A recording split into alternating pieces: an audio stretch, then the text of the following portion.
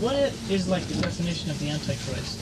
I know it's not really the devil or a demon or something, but it's like the spirit of the Antichrist. What is it? Well, Antichrist is several things. One, it is the man who will come at the very end of the world. He will be a man. There are various characteristics of him that fathers have written various treatises on the subject, describing what he will be like. He will be a man, a Jew, the tribe of Dan, will rule in Jerusalem, will be in the temple of Jerusalem, which will be reconstructed for him, and be the world leader, before whom everybody bows down because they recognize that he is religious and pious and kind and loving and all those. That's why this ET thing is dangerous, because Antichrist will be precisely that. He will evoke emotions of love and kindness and everything else.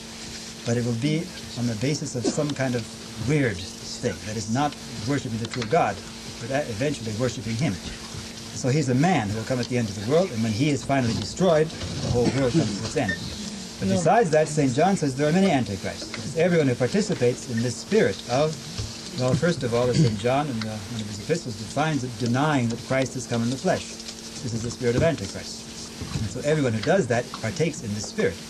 And we can see in the world today there is a spirit of Antichrist, going against Christ, against the church.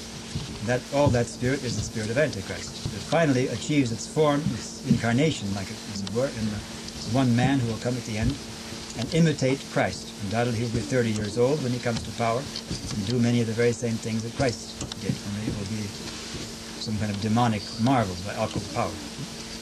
So he's an anti means actually in place of Christ. It means both against Christ and in place of Christ, substitute Christ, for those who do not know who Christ is. Something, but how can one I think it's interesting to put this in parallel with the saying of Jesus that good deeds cannot emanate from the bad source, right? Yes. How does it work with Antichrist? I mean, because his deeds are good in seeming. They seem to be good. And he's doing kind deeds in order to trap men. But we see that in everyday life.